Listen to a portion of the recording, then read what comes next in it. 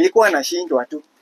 Wataenda aje? Wanachagua shule alafu wanaenda ama wanaenda aje? Kama umekuwa ukinifuata kwa TikTok, saa hii lazima umejua. Sijui kwa nini hamjaelewa na nimeelezea mara mingi. Nasema watafanya mtihani. Moja itatoa 40 marks, ile ya formative assessment na summative assessment. Tumeelewana mpaka hapo? Formative ni nini? Formative ni ile mtihani walifanya KPSEA, itatoa 20%. Na ile wanafanya grade 7 na grade 8 20%. Inakuwa ngapi? 20 plus 20. Inakuwa 40. 40%. Ni Waluya. 40%.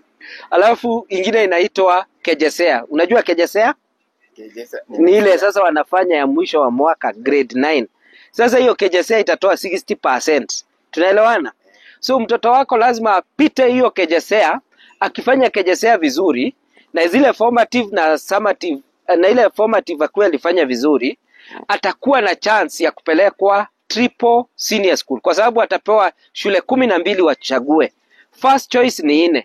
Kwa hivyo hiyo first choice yake atachagua zile shule mzuri anataka, na second choice zile better than, zile afadhali, na third choice sasa zile ambazo si afadhali sana. Tunaelewa? First choice, second choice na third choice.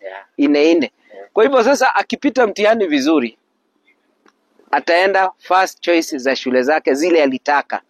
Na hiyo sasa ndio nikasema sana zile shule ambazo zinaangaziwa kuwa bora zaidi ni triple senior school. Kwa nini ninasema ni bora zaidi?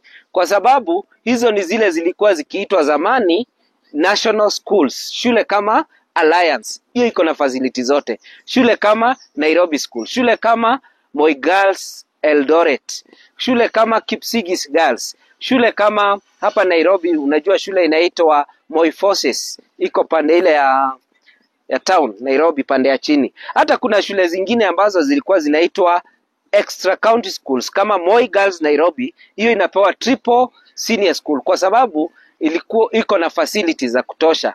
So ni vizuri wanafunzi wakirudi wakati wa selection wajue shule ambayo wanachagua, kama ni triple pathway senior school ama ni double pathway senior school. Na kama ni double ajue kama anataka kufanya STEMs ama STEMs.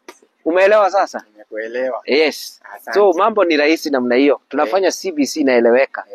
Kwa hivyo uende uhimize mtoto afanye nini? Amalizie mtihani vizuri wa KJSEA. Yes, na ajue career pathway yake. Haya, asante sana. Asante. Ama uko na swali lingine? Nimeshukuru, ni hiyo tu. Na hao wenzako wanaitwaje?